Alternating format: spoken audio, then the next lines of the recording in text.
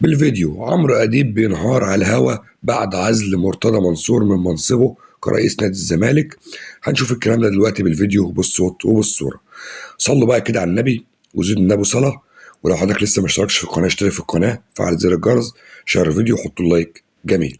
عمرو أديب امبارح في برنامج الحكاية على قناة MBC طلع ونهار انهيار كبير قوي بسبب اللي بيحصل في نادي الزمالك، وكمان اتكلم عن مصير المدرب الجديد لنادي الزمالك، وقال كل الكلام ده بسبب مرتضى منصور نفسه.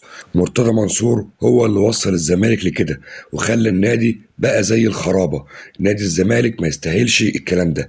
تعالوا بقى نشوف الكلام ده بالصوت وبالصورة من عمرو أديب. يلا بينا. حكم واضح على الأقل اليوم، مرتضى منصور لم يعد رئيسا لنادي الزمالك. أنا بس النهاردة أول ما سمعت القرار قلت الراجل المدرب اللي جايبينه من بره ده لسه بقاله أسبوع يجي يقعد يقولوا معلش احنا اسفين، الراجل اللي مضى معاك العقد من أسبوع ده مشي. ايه النادي اللي انتوا فيه ده يا جماعه؟ معلش، طب هو مين جاي؟ والله احنا ما نعرفش. طب هو مين مسؤول عن العقد بتاعي؟ والله هنبقى نشوف. طب مجلس الاداره فين؟ والله هيجتمع ونبقى نعرف.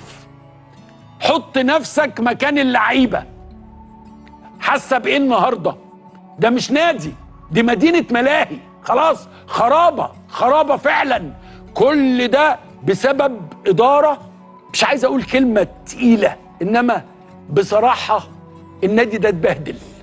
النادي ده اتبهدل كتير وبندفع ثمن هذا الأمر، وأنا أظن مش السنة دي بس، لسنوات قادمة، سنوات قادمة ولسه